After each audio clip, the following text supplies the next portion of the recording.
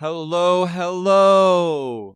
On yesterday's episode, I talked about how you would use TikTok if you were an agency. So, like a graphic design agency or a marketing agency, maybe a firm, maybe a law firm, maybe an accounting firm, agency firm.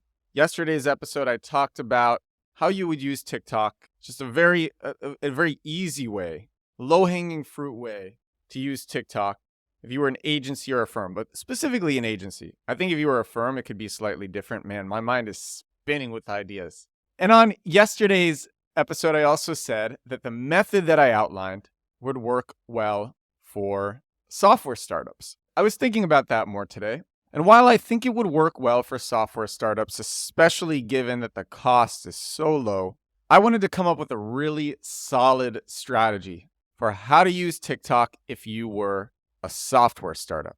And that's what I'm going to be sharing on today's episode 119 of the Edward Show. This applies to especially to B2C software startups. This will work especially well for B2C companies because it's TikTok, mass market, huge audience. It will work especially well. But it could also work well if you were a B2B startup. Even an enterprise B2B startup, this could work well for. And I'm going to share examples because thinking about B2B startups is they tend to be more complicated. They tend to be more niched down. So they're harder to get interest, but TikTok could still work well. And I'm going to share how. I have a few examples to give in this episode. The first is going to be Keystasher. I've mentioned Keystasher on a previous episode. I'm going to mention it again. So it's key_stasher. On TikTok, you can just search Keystasher, key as in like a key for a door, stasher. The Keystasher is a product for storing drugs in a fake set of car keys so you can bring drugs to parties and raves. And what this account does is it makes so many different videos about Keystasher with all these different angles and lighting and spins and sounds and music. So many different ways, so many ways that this creator is attacking, making an appealing video for this product. And then the video goes viral and that makes the product lots of sales. This is more of an item for consumers. It finds the right consumers doing this. It's a low cost item. And so you want to have videos that go viral so you get lots of sales. It's pretty straightforward. And the same thing can be done for a software startup. So for bottom of funnel, because on this episode, I'm going to share a bottom of funnel strategy, which is this one that I'm sharing now, both for B2C and B2B. And then I'm going to share top of funnel. How do you get people just hearing about you in the first place? How do you create brand awareness, presence on TikTok? I would recommend this is especially good for startups that have capital. So you could be funded or the startup could be making money and you have capital for marketing.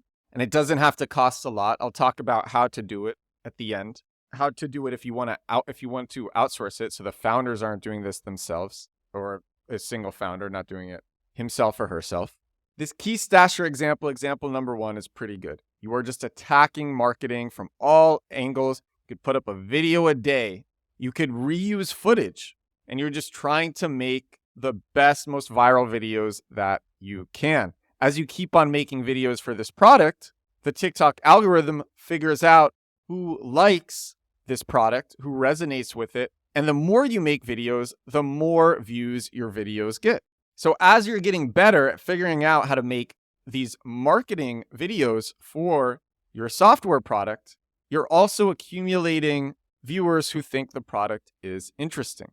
And that fuels performance. If you go to Keystasher, you want to see an example. See their pinned videos on mobile. And I think it's their video on the right. It has around 6 million views.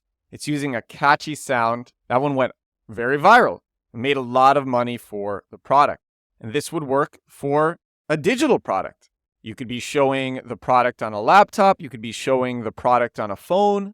You could be showing just straight up screenshots. So you're not even showing the device. You're just showing the screenshots or the footage. You could be mixing between the two. You can have props. You can illustrate things. There's so many ways. You don't have to be the creative one for this because, like I said, you can get other proven people who are creative to do this for very little money. So don't worry if right now this doesn't sound attainable. I'm going to describe a way at the end in which it is attainable. And how well could this work? I made a video. If you want to see this video, I've told this story before. I spent 75 minutes making 3 different TikToks for a B2C AI tool. It's called Best Reasons Why. It gives you reasons to do anything. I tried 3 different hooks. Videos 1 and 3 didn't do well. Video 2 got 67,000 views, which converted to 3,100 users. So this works. TikTok is a great strategy. If you want to see that video or all of the takes, you can go to edwardsturm.com/articles and then click on Why Marketers Love TikTok. That article is from October 15th, 2023. So Why Marketers Love TikTok at edwardsturm.com/articles. And I show the 3 videos that I tried and the one that got 3,100 users with only 67,000 views. One quote that I wanted to mention about how lucrative TikTok is. This is from Peter Levels, Levels.io on Twitter, on X. Famous indie hacker, entrepreneur, has many successful startups. This is something that he said. He recently joined TikTok and he explained, "Now I'm learning about TikTok marketing. I hired a guy to help me. TikTok is insane. One influencer posted about my AI photo startup and MRR went from $12,000 to $40,000 or $50,000. So monthly recurring revenue went from $12,000 with this one viral video to $40,000 or $50,000. Then he goes, insane, right? And then he says, and it stayed that way. So this works for software. But what about if you're B2B? This is more complicated. Like I said, B2B's startups are more niched down. There's more money involved. How would you do this if you were B2B? Well, actually, you could do this the same way if you were B2B. And I'm going to give an example right now. I made a video about Google Search Console. Google Search Console is a way to submit your website to Google's index. It is a proprietary tool from Google so that you can tell Google that you exist. A lot of webmasters don't even know about this tool, but it is like the most basic SEO tool ever. It is directly from Google. It's a pretty boring concept for a video, but I still made it go viral. I made a video where the hook is the opening line, and this video I think got 900,000 views. The hook is, people don't realize this about Google. That's what I say. And then I go on to say, if a website isn't getting a lot of traffic, people won't know it exists. But Google gives a tool for telling it. Go to Google Search Console, and then I give directions on what to do. If you want to hear those directions, you can actually see this video for yourself. Sort by most popular, and around the top, you'll see this one. It has a question mark in the preview for it.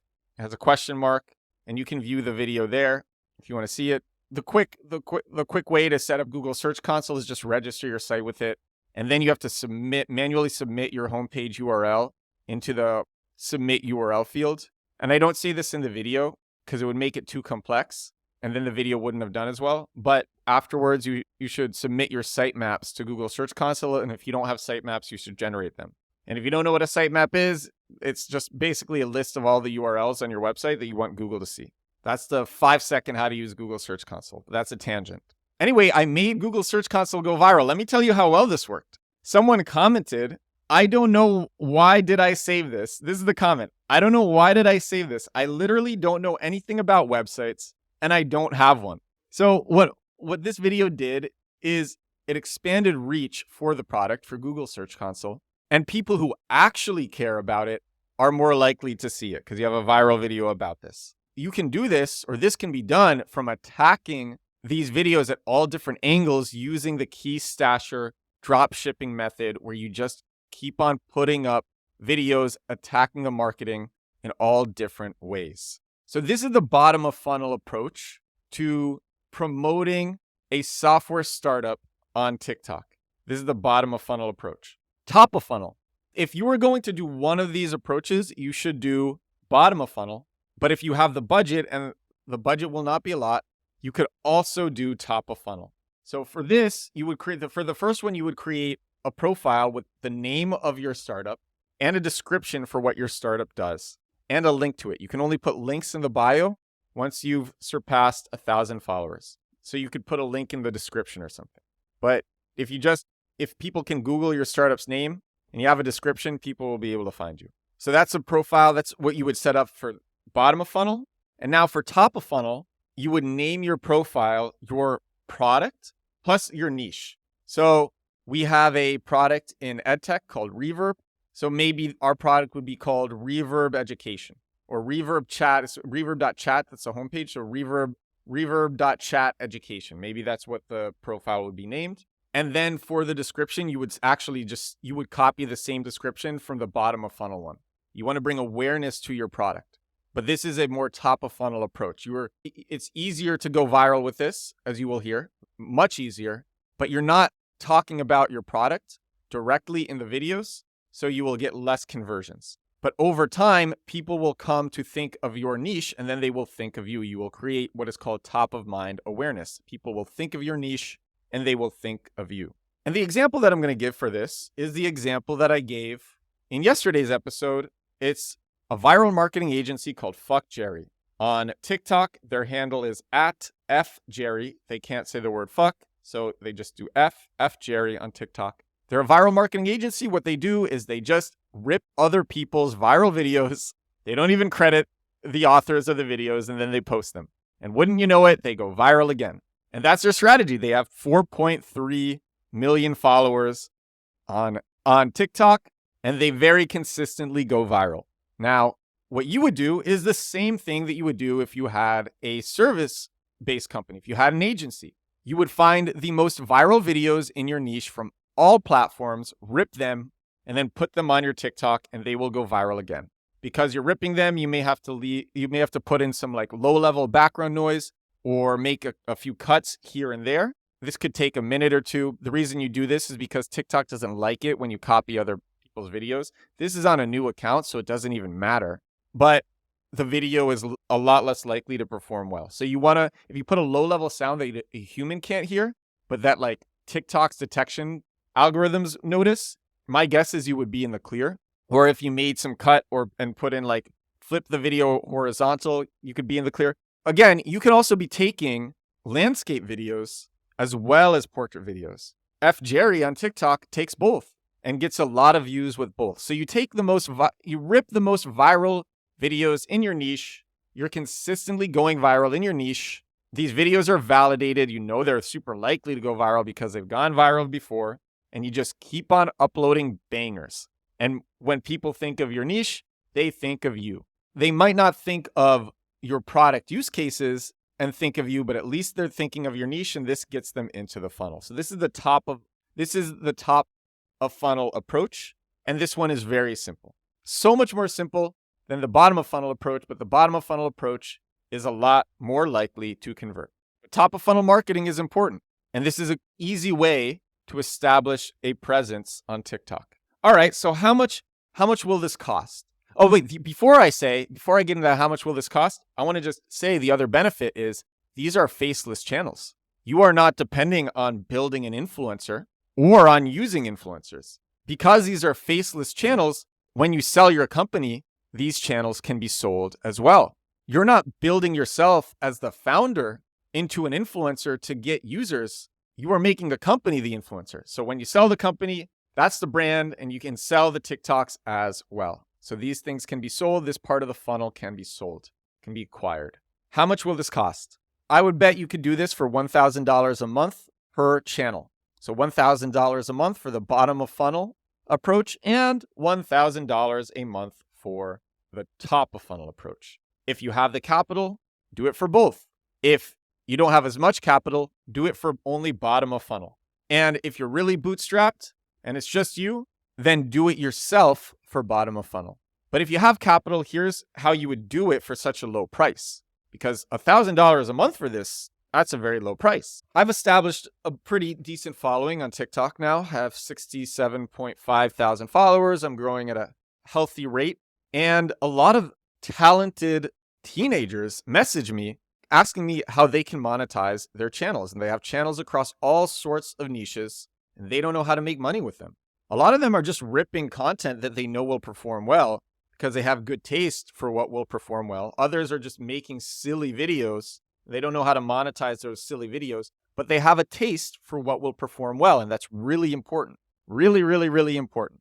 And there are teenagers like this in many low GDP per capita places where $1,000 a month is a huge salary for the little time that it takes to do this each day. So what you would do is you would try to find channels that didn't look like they were really making money. And you would do this with a lot across any niche and ask who operates this channel and are you interested in a job?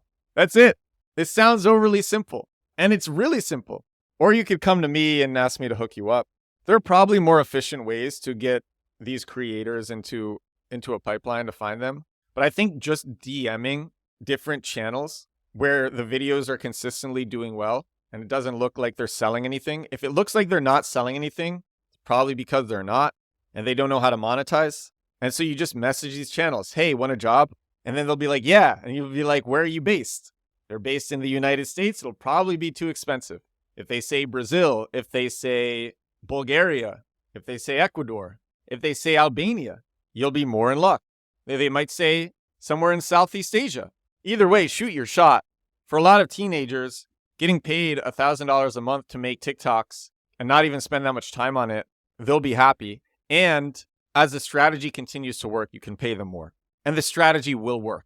So that's how you would find them. I know so many of these creators exist because they message me so often asking me how to monetize. My advice to them is to read Content Inc., which tells you how to grow a content-based business, monetize it, and sell it. So I tell them to read Content Inc. and look to the monetization section there. That's what I tell them. But, a lot of them don't do it. They don't want to learn. They don't want to read. They just want to play around. And that's how they got good at TikTok, just playing around and putting up different videos. So you can find these creators. They have a taste for what will go viral. If it's strategy one, the bottom of funnel strategy, they will be attacking product-based videos for your product from all different angles. And then if it's strategy two, the top of funnel strategy, they will be finding well-performing videos in your niche and reposting them, maybe making some cuts to them. The last two things that I'll note is when you get somebody, onboard them for a week, let them play around with the product, understand how it's used, understand the product a bit, understand the niche a bit, give them a week of onboarding. And then the other thing, and I'll leave it with this, is if possible, open the TikTok with a US SIM card because you will immediately target Americans if you do that. Generally, what happens is your targeting starts based on the country that the SIM card you open the account is from. So if you have a Brazilian SIM card in the phone that's putting up the TikToks, and that's the phone that opens the account, then it's going to be Brazilians who see the first videos. And so eventually TikTok's algorithms will find, I'm telling you this because I opened my personal TikTok, Build in Public, which is with 67,000 followers. I opened that with an Italian SIM card when I was living in Barcelona. And the first people to watch my videos, it was very frustrating. The first people to watch my videos were Italians and Spanish people. And a lot of them speak English, so it was okay. But it wasn't what I wanted, which was people in the United States. It took TikTok's algorithms weeks, if not months, to really realize, yeah, Americans or startup founders around the world, but really Americans resonate well with what this account is saying. So if you have the luxury of opening your TikTok in with a SIM card from your target market, it doesn't have to be the United States, then do that.